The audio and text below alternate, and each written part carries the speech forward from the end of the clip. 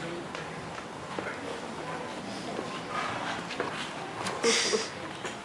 gente,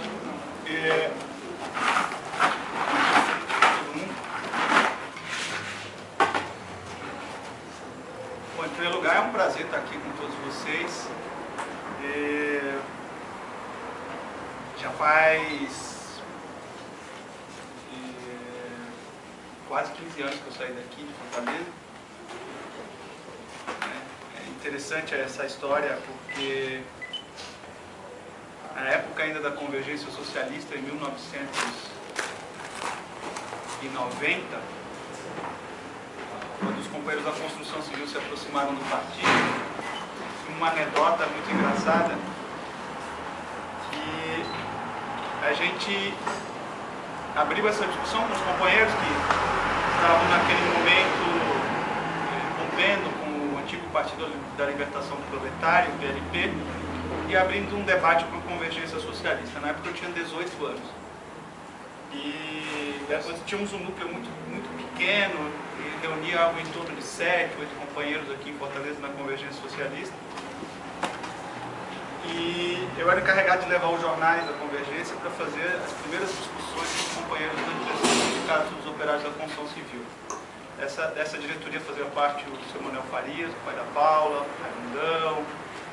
E toda vez que eu chegava lá, chegava aquele menino magricelo, né, com mochila nas costas, cheio de jornalzinho. Aí o pessoal chegava e falava para o pessoal que estava disperso no sindicato, dizia, gente, vamos reunir, chegou o novato da Convergência, vamos discutir o jornalzinho.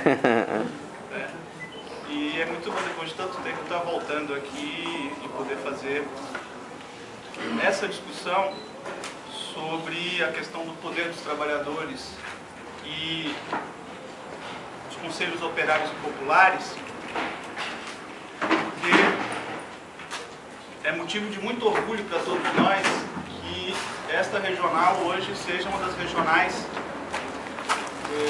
mais proletárias do partido. Não é nada insignificante para um partido como o nosso, que um operário da construção civil como o Gonzaga seja candidato a prefeito.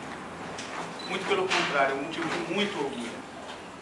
É um motivo de muito orgulho saber que esse trabalho que nós fizemos durante todos esses anos na construção civil de Fortaleza nos possibilitou formar quadros operários com a capacidade hoje de discutir com os partidos tradicionais, com os políticos tradicionais da burguesia desse estado e da cidade de Fortaleza. E mesmo com os políticos da Frente Popular, já 2 mandatos à frente da prefeitura, com o trabalhador da construção civil como candidato a prefeito pelo PSDB. Isso, para mim, é motivo de muito orgulho e me traz à memória exatamente ver o Gonzaga como candidato hoje a prefeito de Fortaleza, esse momento quando o novato, estudante da UESC de 18 anos, chegava com um jornalzinho da Convergência lá para discutir com os operários da construção civil em 1990.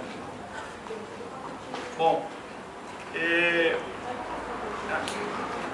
a nossa divisão de trabalho aqui entre mim e o Gonzaga é a seguinte: eu vou falar sobre as questões mais político-teóricas em torno do problema dos conselhos populares e contar um pouco de história em torno desse tema, e depois o Gonzaga vai concretizar de maneira mais específica este tema relacionado à campanha eleitoral e à nossa política para a prefeitura.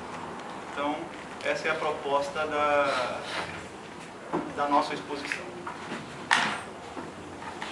Bom, em primeiro lugar, a burguesia, ela busca nos fazer acreditar que tanto a sociedade como o Estado, como nós conhecemos hoje, sempre foi organizado desta forma. Essa é uma questão muito importante, porque a burguesia busca educar os trabalhadores num sentido completamente anti-histórico. Ou seja, é fundamental para a burguesia que os trabalhadores não tenham memória. que não sejam capazes de aprender com a história das suas lutas, com a história do movimento operário, com a história do capitalismo, de suas guerras, de seus massacres, do que representa a própria exploração capitalista e suas diferentes formas no tempo. E nós somos educados a ver o Estado burguês e sua forma democrático-representativa como a única forma possível de organização estatal.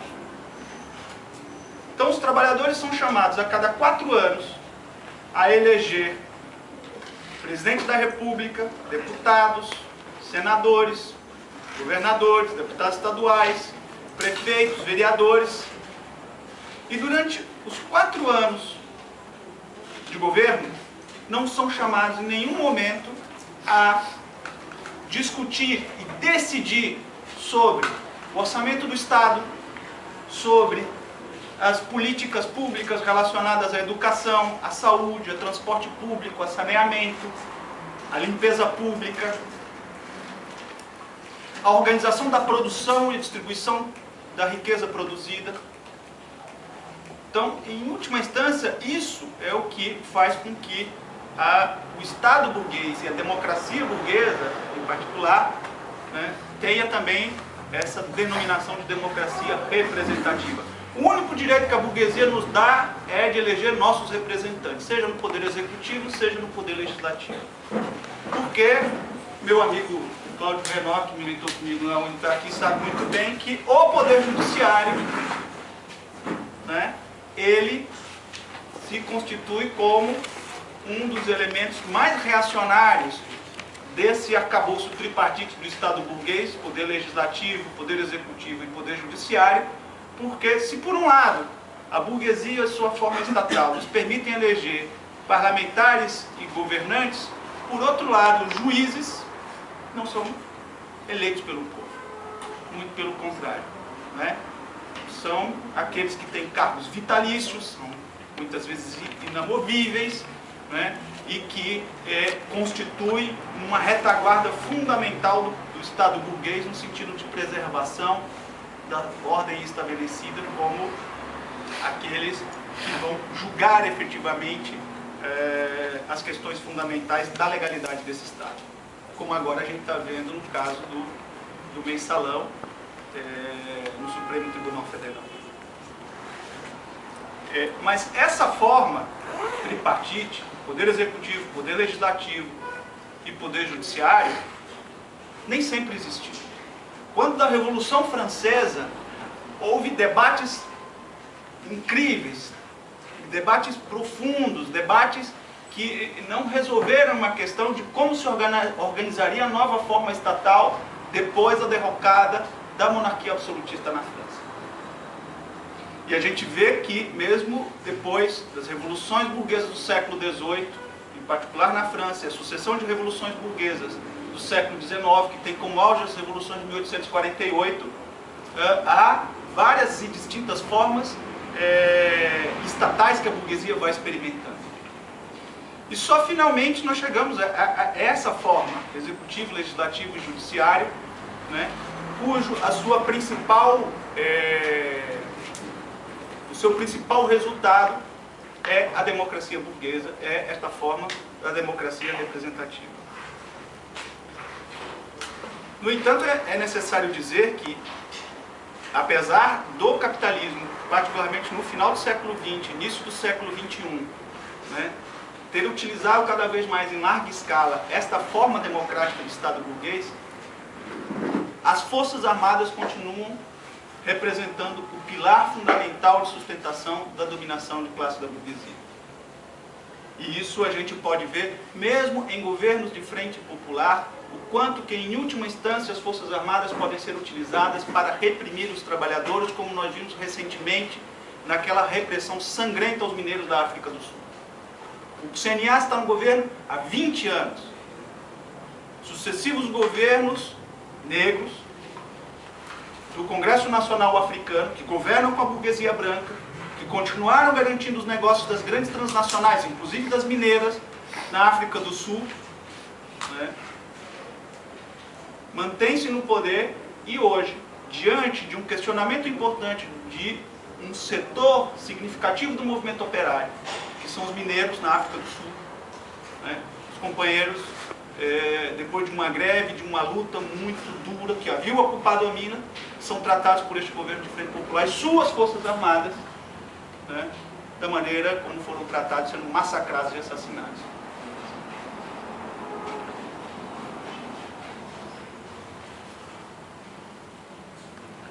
Bom,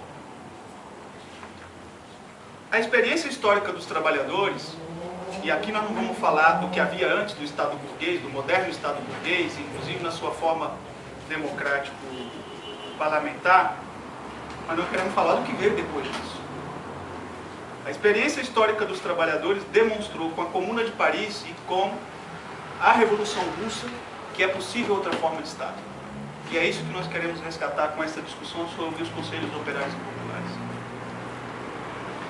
A insurreição de março de 1871, uma Paris ocupada pelos operários, que se negavam a atender às ordens da burguesia francesa de capitulação ao exército invasor prussiano, naquela guerra entre a França e a Prússia, tomaram o poder na cidade de Paris, mais ou menos por 2 meses. E a partir daquele momento, institucionalizaram o que Marx chamou na Guerra Civil na França de Estado tipo comuna.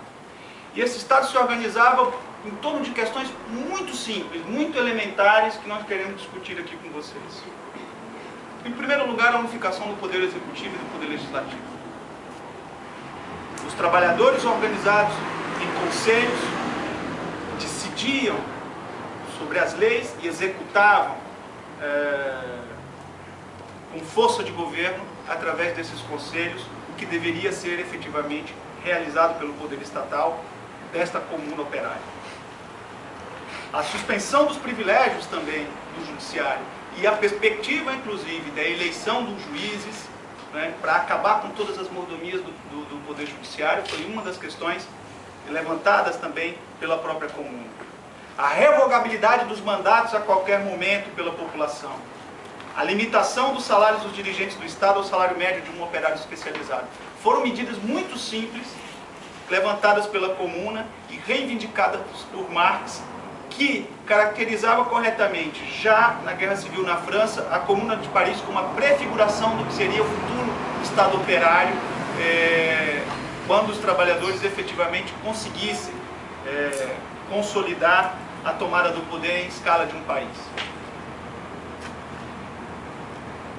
Na Rússia, alguns anos depois, em 1905, surge pela primeira vez outra forma de organização, que foram chamados soviets.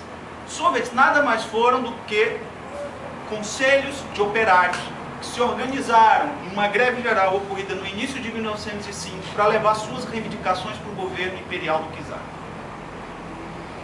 Essa greve foi tão poderosa que no mesmo ano, no final do mesmo ano, os operários russos, particularmente os de Petrogrado, a cidade mais industrializada, fizeram uma segunda grande greve e obrigou esta greve ao governo imperial a reconhecer esses soviets de operários como legítimo representante dos operários e estabeleceu negociações com esses conselhos operários. Essa foi uma experiência onde Trotsky, em particular, deu muita atenção. Porque os soviets, inclusive, eles, depois da derrota da Revolução de 5, muitos anos depois, 12 anos depois, eles vão ressurgir na Revolução Russa de fevereiro de 1917, quando da queda do governo do czar e o estabelecimento do governo provisório do príncipe Lvov, depois de Kerensky.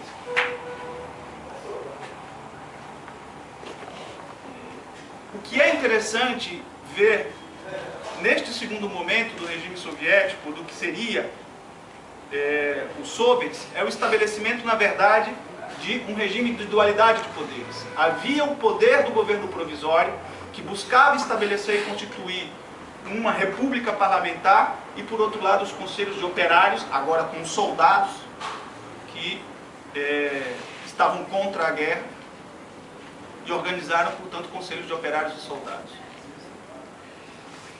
E nesse momento, há uma situação onde se discute em toda a Rússia quem deve governar o país. Se o governo provisório, através do parlamento, ou se os operários e soldados armados, organizados nesses conselhos operários.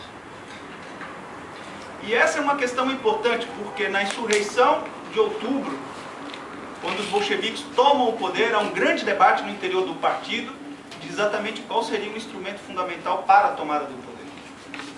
Trotsky particularmente insiste bastante de que os soviets haviam ganhado o estatuto e a autoridade histórica desde a Revolução de 5, passando pela Revolução de Fevereiro de 17, haviam ganhado esse estatuto histórico de ser a instituição pela qual os trabalhadores poderiam e deveriam tomar o poder em suas mãos na Rússia.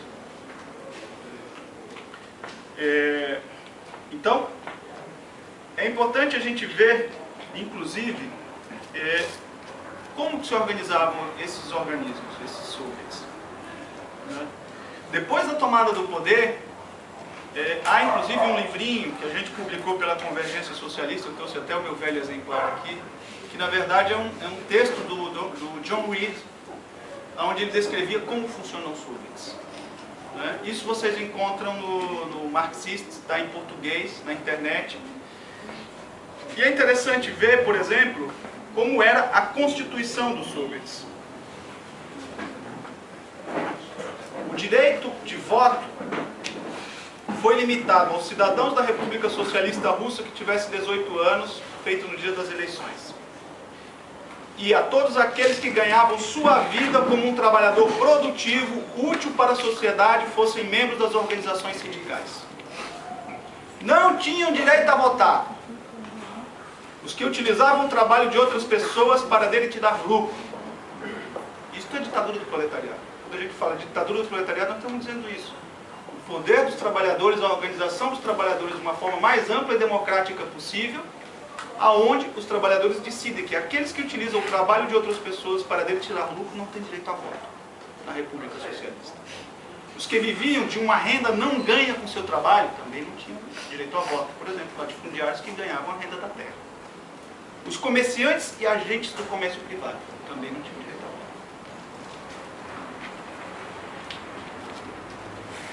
Os membros da antiga família real e da nobreza também não tinham direito a voto. E os agentes de empresas lucrativas. É muito interessante a gente ver, inclusive, que a maneira como se estruturava os soviets, segundo John Reed, resgatava essas propostas da Comuna de Paris, como a revogabilidade dos mandatos. Todo trabalhador eleito para o soviet local, ou para o soviet da cidade, ou para o soviet da província, ou para o soviet nacional, poderia ser revogado a qualquer momento pela sua base. Em segundo lugar, aqueles que exerceriam cargos na estrutura de poder do Estado soviético não teriam um salário superior ao de um operário especializado. Então, o próprio sistema soviético, a proposta dos bolcheviques para a organização do poder operário na Rússia, resgatava inclusive esses ensinamentos de Marx sobre a Comuna de Paris. E um elemento bastante interessante. Segundo Reed, são os soviets locais que criam o governo central, e não o governo central que cria o poder local, os soviets locais. Então, essa estrutura de poder significa que os trabalhadores se organizavam a partir do seu local de trabalho, do seu local de moradia, elegiam seus representantes, e isso se daria numa escala sucessiva, do local para a cidade, para a província e para todo o país.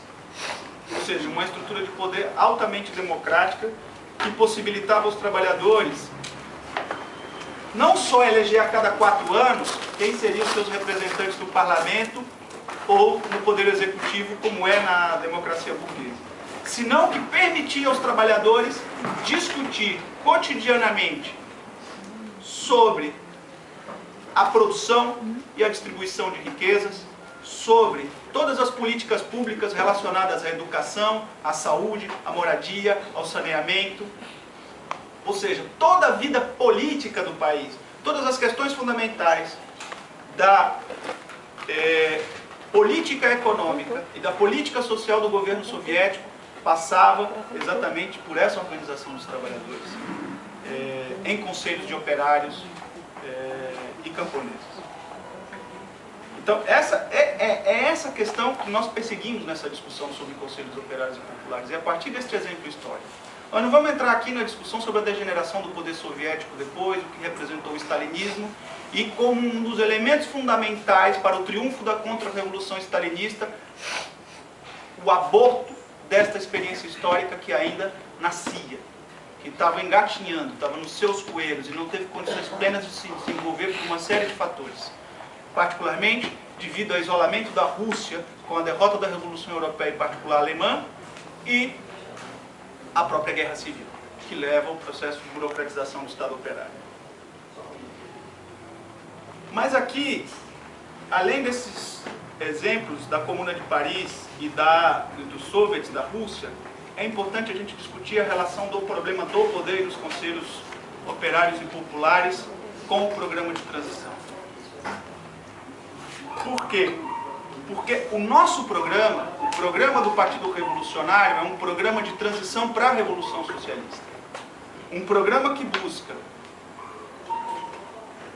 fazer uma ponte entre a consciência imediata e as reivindicações imediatas dos trabalhadores com as questões que envolvem a transição, medidas anticapitalistas contra o domínio do capital e contra o próprio Estado burguês.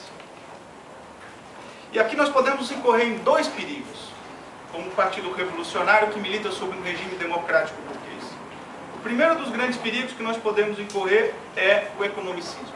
Isso largamente discutido, particularmente no PSTU, por nós, na condutas contra o que representa exatamente todo o desvio do sindicalismo.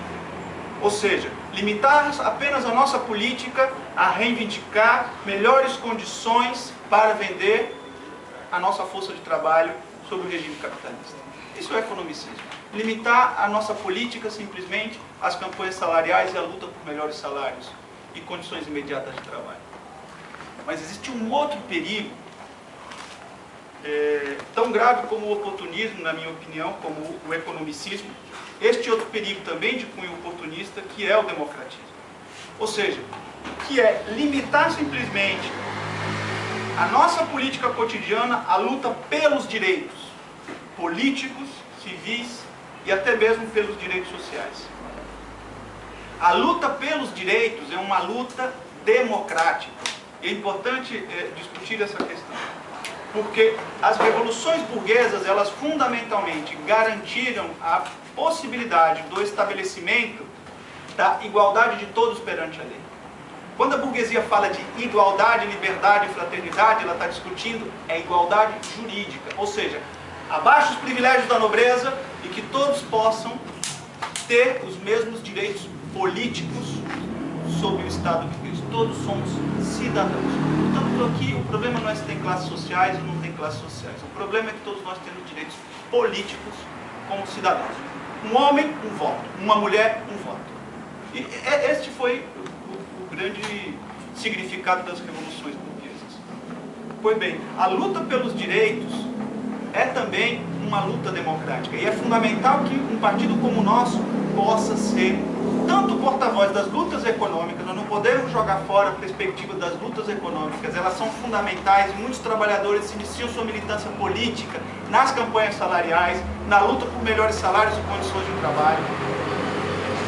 E, obviamente, também não podemos negar a importância da luta pelos direitos civis, pelos direitos políticos, o problema da questão da opressão da mulher, dos negros, de gays e lésbicas, mas limitar também a nossa política a isso pode nos levar a cometer graves equívocos.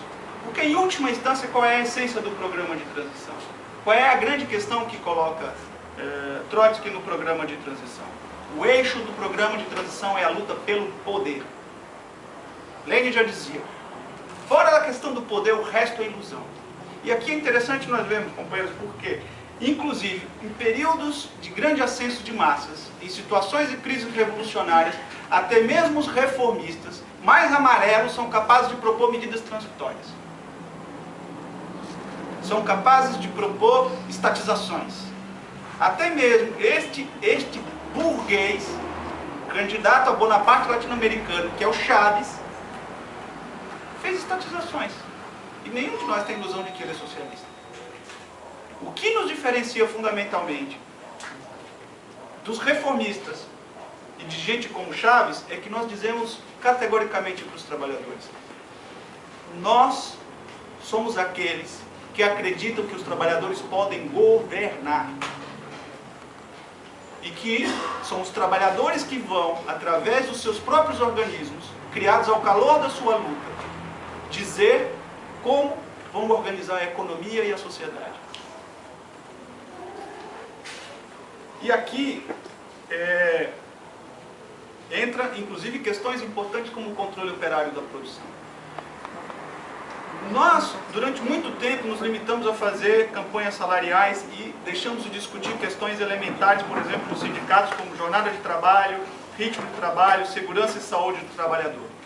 Questões como essas colocam um problema dentro do canteiro de obra, dentro da fábrica, que envolve o problema do poder no local do trabalho, que é o seguinte: quem vai definir se eu vou produzir produtos químicos cancerígenos na refinaria de petróleo? É o trabalhador ou a direção da empresa? Quem vai definir se a empresa vai estar obrigada a utilizar instrumentos de segurança do trabalho para impedir que eu sofra acidente no canteiro de obra? Sou eu ou a empresa? Se a empresa não me garante esses instrumentos, eu posso parar a produção e eu posso parar o canteiro de obra. Isso significa levar, a partir da própria questão que envolve a sobrevivência imediata do trabalhador, problemas de controle operário da produção. Portanto, essas medidas de controle operário da produção também significam discutir a questão do poder no ambiente de trabalho. E, por outro lado, os conselhos operários e populares significam discutir a questão do poder no âmbito da cidade, no âmbito do Estado, no âmbito nacional também. E, para concluir, para passar a palavra para o Gonzaga, uma última provocação. As medidas transitórias de poder, propostas como os conselhos operários e populares, só podem ser levantadas na situação revolucionária e na crise revolucionária? Ou só devem ser levantadas na situação revolucionária e na crise revolucionária? Na situação não revolucionária que nós vivemos hoje no Brasil, seria um erro sectário levantar medidas de poder operário, medidas como conselhos operários e populares? Essa é uma discussão interessante. Na minha opinião, nós podemos e devemos levantar essas medidas adaptadas ao nosso programa eleitoral. E isso é perfeitamente possível, dialogando com a consciência atual das massas, dialogando com problemas mais sentidos pelas massas, inclusive repercutidos pela própria burguesia, nas suas disputas eleitorais, como o tema da corrupção, por exemplo. A partir do tema da corrupção é possível discutir por que e como os trabalhadores podem governar. E isso significa que nós temos que fazer um esforço político nas campanhas eleitorais, na nossa militância cotidiana, nas lutas, nas eleições e na nossa atividade política cotidiana como partido, fazer um esforço para discutir com os trabalhadores que o PSTU tem um modo distinto de governar, tem uma proposta diferente de governo. Nós não vamos simplesmente chamar os trabalhadores para discutir a cada 4 anos em que candidatos eles vão votar. Nós queremos discutir com os trabalhadores, se elegermos Gonzaga para a Prefeitura de Fortaleza, que nós vamos querer construir conselhos operários e populares em todos os bairros de Fortaleza. Que nós vamos querer discutir com a população o orçamento da saúde, da educação, do saneamento básico, que nós vamos querer, a partir desses conselhos operários e populares, reverter as terceirizações, as privatizações dos serviços públicos, e é assim que nós vamos governar. E nós vamos colocar esses conselhos operários e populares